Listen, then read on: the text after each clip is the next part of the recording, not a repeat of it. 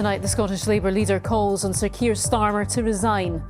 In a dramatic news conference, Anna Sarwar said he made the call as the current leadership at Number 10 will affect Labour's chances at May's Holyrood election.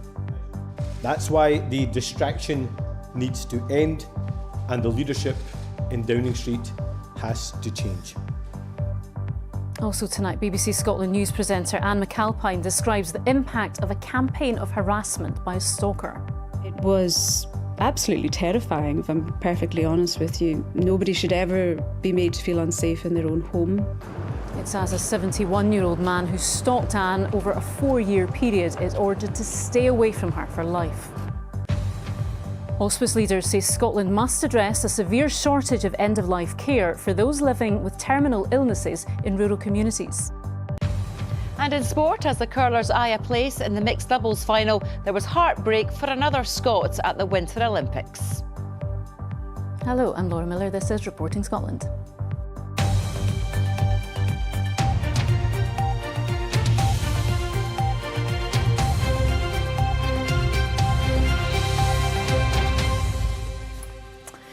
It seems hardly a day has gone by recently when the Prime Minister hasn't faced calls to resign over his decision to appoint Peter Mandelson as US Ambassador. But today, that call came from one of his own party leaders, Scottish Labour boss Anna Sarwar. He said the distraction needs to end and the leadership in Downing Street has to change. It comes after Sir Keir Starmer's Director of Communications resigned, a day after his Chief of Staff quit. In the hours after Sarwar's remarks, several senior Labour figures, including the Scottish Secretary, have come out in support of Starmer. We'll bring you analysis from here and Westminster in just a moment. But first, our political editor Glenn Campbell was at the news conference where Sarwar spoke out.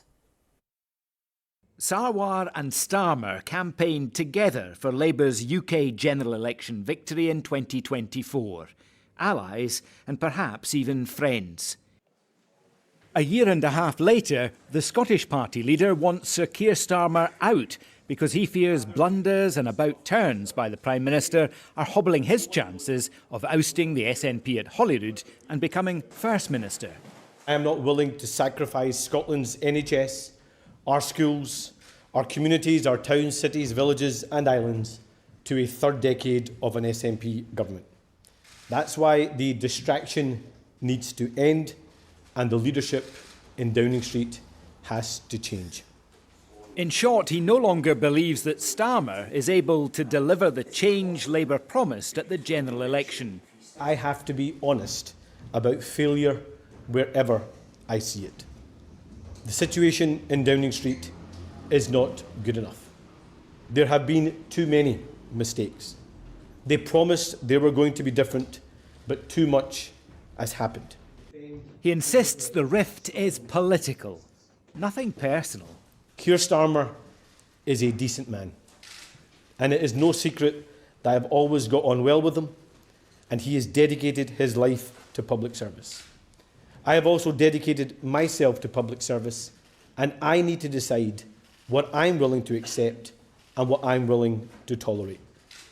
Remember, it's only 4 days since Sarwar suggested Starmer could continue and would still be in post at the Holyrood elections in May.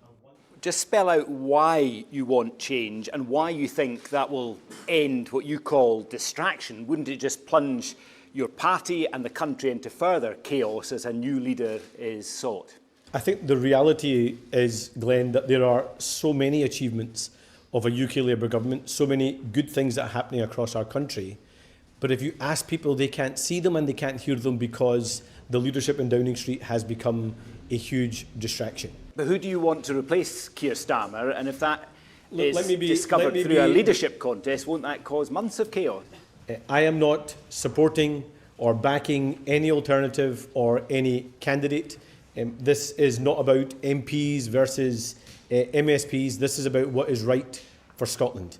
And it is for the UK Cabinet, it is for Downing Street, it is for the UK Labour Party to decide any process, any timeline and what comes next.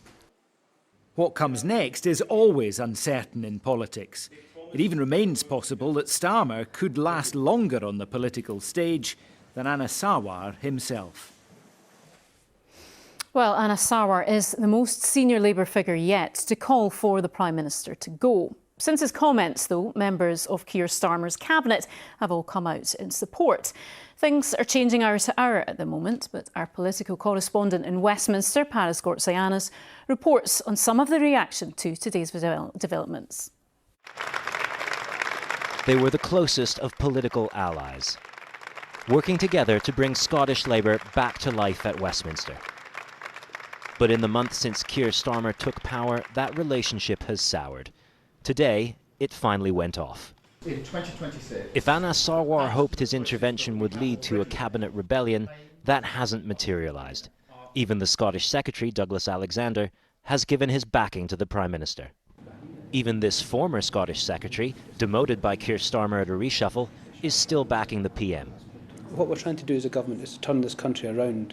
Really bad public services when we took over and a dreadful economy. We're starting to see green shoots of that now. We need to get the cost of living down for the public. That's what we're getting out of bed every single day to try and deliver, and Keir Starmer deserves the chance to be able to deliver that and see that through. So far, only one Scottish Labour MP is backing the call for Keir Starmer to stand down. I've been consistent in that viewpoint for quite some time now. He has not been performing at the levels that Labour Party members and the country need him to. Anna Sarwar today was absolutely correct to join my call for Keir Starmer to step down. Ahead of crucial Scottish elections in May, it leaves voters like these in Glasgow contemplating more political chaos. I don't think Britain needs the instability of the constant chopping and changing of leader like we had in the past several years. But at the same time, a fresh face might do a lot of good. Well, I think he has made an awful lot of mistakes, and some of them are quite unforgivable. I think it'd be awkward to change Prime Minister again at this time when he's only been in for 2 years. Tonight, the Prime Minister will address his MPs and fight for his job. But Westminster is left wondering how many more blows his government can take. Well, Paris joins me now from Westminster. Paris, as you said, there's a meeting of the Parliamentary Labour Party tonight. Just how big a test is that going to be for the Prime Minister? Laura, it's a huge test. He's effectively auditioning to keep his job. Now, I've just come over from Parliament where that meeting is still going on. In Committee Room 14, there was standing room only. There were ministers and MPs that were turned away, and there was sustained applause for the Prime Minister as he entered. Scottish Labour MPs, I counted more than half of the Scottish Labour group entering. They were sort of stony-faced as they went in. None of them were keen to talk. I think there's an atmosphere of confusion, and speaking sort of off the record, MPs who told me last week that they wanted the Prime Minister gone are wondering this week why Anna Sarwar has done what he did, and the fact that it hasn't triggered a cascade of cabinet resignations it suggests that that has been a failure. A senior Scottish Labour source told me that ministers have actually been threatened with their jobs in order to get those statements of support. One Scottish Labour peer who did stop outside Committee Room 14 compared to what Anna Sarwar has done to Andy Burnham. In other words, a failure. OK, Paris, Westminster, thank you. Well, Glenn is here now. Glenn, it was quite a moment when Anna Sarwar got to his feet today. What's your sense tonight of how this is playing out? Was it a bold move on his part, or has he overplayed his hand? Oh, definitely big and bold. Some might say courageous, but whether any courage he's shown today will eventually work for him or not depends on how events unfold. You can imagine a situation where this intervention could be the start of a series of similar interventions which might ultimately lead to the Prime Minister falling, whether that's now or at some point between now and May, or maybe after May. In those circumstances, Anna Sarwar would hope that eventually he'll be able to say he called things right. Alternatively, as seems the position right now, Keir Starmer wants to stay. He's determined to dig in those circumstances. Anna Sarwar's going to have to fight a Holyrood election campaign where there'll be constant questions about his relationship with Keir Starmer, the rift between them, and what that would mean if Anna Sarwar was to become First Minister and lead a Scottish government in these circumstances. Either way, it seems to me that the distraction, as Anna Sarwar calls it, of events at Westminster will not go away. Even if Keir Starmer is toppled, there would have to be some kind of process, perhaps an election campaign for the leadership of the Labour Party. And that would create lots of noise and suck lots more oxygen away from the campaign that Anna Sarwar is trying to fight in Scotland. So is it just possible that whatever happens, Anna Sarwar might have made things worse rather than better? OK, Glenn, thank you for your thoughts. So other news now, and Anne McAlpine will be familiar to many of you. She's presented this programme. She is the voice of Scotland's Home of the Year, and she is, of course, a colleague of ours. But behind the scenes for the last 5 years, she's been dealing with a stalker, enduring a campaign of harassment at work and at home. Today, he, 71-year-old Robert Green, was ordered to stay away from her for life. He was sentenced to 2 years supervision and given a lifetime non-harassment order. It has been a terrifying ordeal for Anne. Ahead of sentencing, she sat down with me to share her story, to raise awareness of the toll a crime like this can take and to encourage others to feel confident to report it. It started in early 2021, where I started receiving letters at work, and they were handwritten, all signed off by the same name, and they were quite frequent in nature. Sometimes I would receive up to 3 or 4 in 1 week. Eventually that ended up being quite crucial evidence. I mean, it's not uncommon when you work on telly to get correspondence from people. At what point did it start to sort of resonate with you that this perhaps wasn't normal? I think it was the tone of the letters would suggest that we were in some sort of relationship, that I was trying to communicate through the clothes that I wear, the colours that I was wearing, the way I moved, the way I held my pen. It then sort of progressed into turning up outside my house. I had a situation where I was getting a lift home from a friend and colleague, and as I was getting ready to get out of the car, a man holding a carrier bag, sort of holding eye contact with me, started walking towards the car. I closed the door, asked my friend to lock the doors, and he came right up to the passenger side window and just looked in, which felt really uncomfortable and strange. And I said to him, listen, I think you should drive off. It was a couple of months after that it sort of intensified, and a gentleman started buzzing the house in the early hours of the morning. I think it was between about 4:30 and 5 in the morning. And he was holding the buzzer down for what felt like 20 to 30 seconds. So it creates that sense of urgency and chaos and panic. So I got up, checked my phone, nothing on my phone. My husband was away, I was home alone, answered the door, the intercom, and nobody was there. So I went to the window, and there was a man standing in the middle of the road holding a carrier bag, looking up at the window, which was really terrifying. It was actually terrifying. It was really disconcerting because whoever it was, a stranger to me, I didn't recognise him. He was holding a carrier bag. Again, that's the thing that links him back to the incident with getting dropped off in the car. It was through the police actually that we ended up making the connection between the letters and the person coming to the house, and that was in fact the same person. It was absolutely terrifying, if I'm perfectly honest with you. Nobody should ever be made to feel unsafe in their own home. It was intrusive, it was intimidating, it was a huge invasion of privacy. Do you feel changed by it? Absolutely, yeah. I feel completely different to the person I was receiving that first letter. I'm much more anxious, I would say. I am more introverted than I was before. How do you move forward after an experience like that? I'm not entirely sure, to be honest with you. I think talking about it has certainly helped. But I think that anxiety will always be there. It takes a part of you that I'm not entirely sure you get back. Hopefully, moving forward, it doesn't take any more of my energy and time than it deserves. And if you've been affected by any of the issues raised in that report, details of organisations offering information and support are available at bbc.co.uk/actionline. And you can hear that interview with Anne in full on BBC Scotland's news podcast, Scotcast, on BBC Sounds or wherever you get your podcasts. And it will also be available to watch on the iPlayer.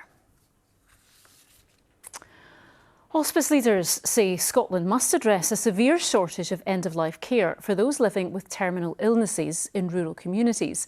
Next month, MSPs face a final vote on assisted dying legislation, but the debate has raised concerns that those without access to good palliative care might instead choose an assisted death. The Scottish Government says it's committed to finding long-term solutions to the challenges of social care. Our health correspondent Lisa Summers has more. The care that I've seen here is second to none. They're just so compassionate. It's a safe place. Hello, how are you? I'm good, thank you. Karen Watson has terminal cancer. Shall we do a bit of a massage? She says the hospice has helped her live well since her diagnosis. She also knows she wants to be here at the end of her life. They'll make sure that you're not suffering in terms of pain, but I know that it's the best place I could be at that time.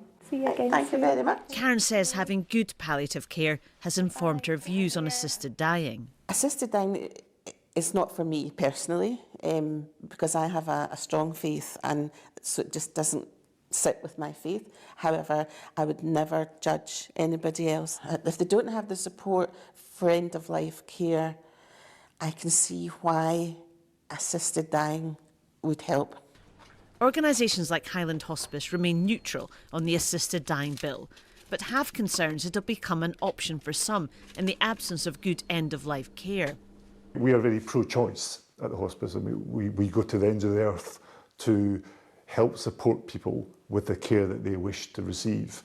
The scenario that would really concern me is in rural Highland, that people may choose an assisted death against the alternative of only being able to be cared for 100 miles away from their community, their friends and their family. And that would be a travesty.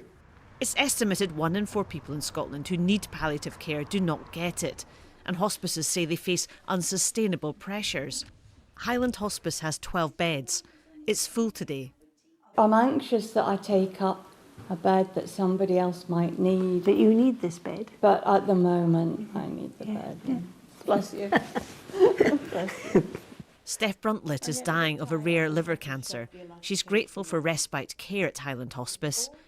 Steph is a supporter of assisted dying. I am very much in support of it. I've reached out to Dignitas, but in the end it proved too late for me. I'm not able to travel now. But now I have to let it run its course.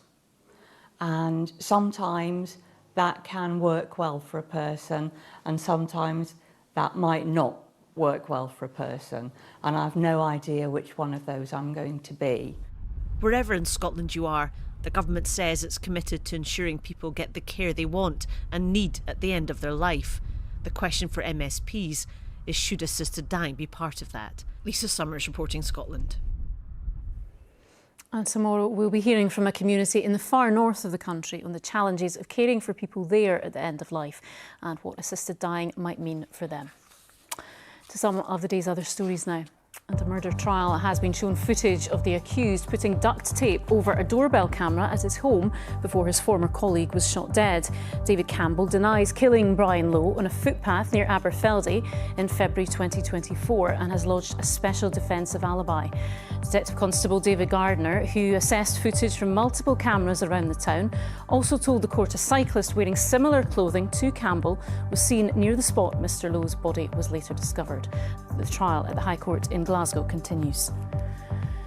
And one of Scotland's last surviving D-Day veterans, Albert Lamont, has died at 100 years old. He joined the Royal Navy in 1943 and was 18 when he took part in the Allied invasion of Normandy the following year, serving as a signalman aboard HMS Rowley. His family said he never thought of himself as a hero, but believed he was just doing his duty. OK, let's get tonight's sport now with Jane. Scots in action at the Winter Olympics. Yeah, and disappointing, I have to say. Yeah, it's not been a great day for the Scots competing for Team GB at the Winter Olympics. We'll start with the curling. And a short time ago, the mixed doubles team of Jen Dodds and Bruce Mowat have lost their semi-final against Sweden.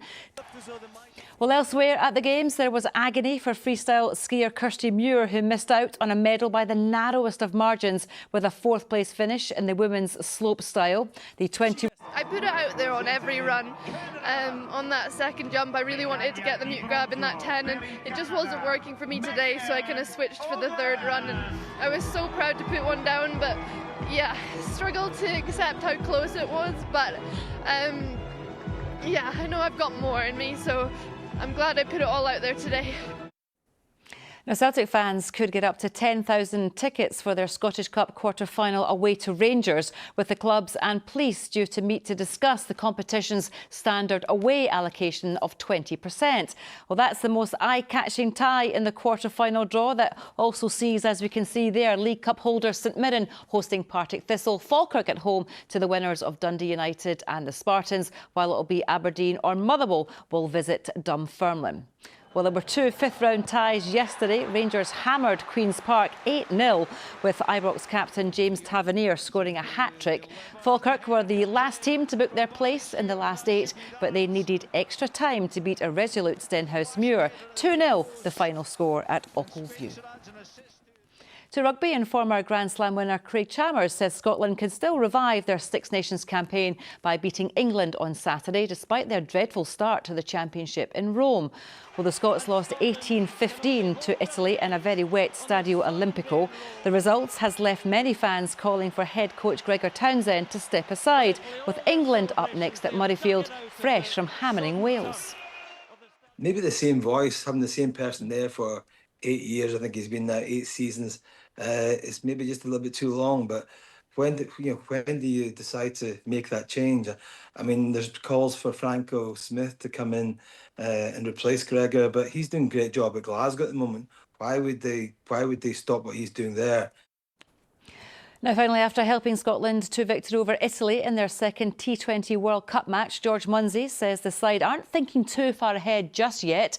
Munsey's 84 helped Scotland to a 73-run win over Italy at Eden Gardens in India. They now sit second in their table, their group, after 2 games, with the top 2 qualifying to the Super 8s. Next up for Scotland is England on Saturday, and Munsey says at the moment that's what they're focusing on. I mean, the next game is the biggest game of the tournament for us. I think if we can beat England, obviously we can then start looking at Super 8s. But ultimately, this is going to be the biggest game of the guys' lives to date, and you know that's what we're going to be focusing on. Nothing past it, and we're also going to look to enjoy the occasion as well. It's going to be massive. You know, it's going to be a big crowd. It's going to be fantastic, and they're going to bring some fire, and hopefully we can too. Yeah, good win for Scotland in the end. Good to talk about some good sporting news. Just as I was about to say. Thank you very much, Jane. OK, let's go back to our top story tonight now. That is Scottish Labour leader Anna Sarwar's calls for Sir Keir Starmer to resign. Paris is still at Westminster for us. In Paris, we know this is a fast-moving story. Has anything changed since last we spoke? Well, Laura, we've heard that in that meeting of Labour MPs, the Prime Minister has offered another apology, and there's been a broadly supportive mood in the room. But this isn't the end of the story. It's been an extraordinary day, and my reflection on it is that things feel all sort of topsy-turvy. You have the leader of the Scottish Labour Party calling for the Prime Minister's resignation, and almost none of his MPs here at Westminster backing that call. You've got one of the co-chairmen of the Scottish Labour election campaigns breaking with his party leader, who he's trying to get elected. The other thing is that, you know, even if the Prime Minister survives tomorrow and the next day and the week after that, there's a crucial by-election in Manchester at the end of this month, and then those crucial Scottish elections in May. So the Prime Minister's future is very much still in doubt.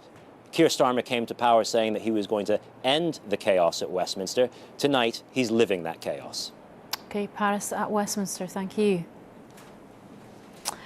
And now Christopher is here with the weather. Do you know what? I saw some sunshine today, I think. Yes, there was a little bit of around, but actually a lot more by the end of the week. Before then, rather cloudy and for many wet. Laura, thanks very much indeed. Good evening to you. We've had, a pretty cloudy picture across a good part of the country today with some outbreaks of rain, a few glimpses of brightness here and there, because once again we've got low pressure systems moving in off the Atlantic, bringing weather fronts and rain, but the change comes at the end of the week with the winds coming in from the north, introducing something drier, brighter, but colder. Through the course of this evening and overnight, it's cloudy with outbreaks of rain, heavy at times towards the west and southwest coast. Temperatures for many around 5 to 7 Celsius in towns and cities. In the north and northwest, colder under clear skies.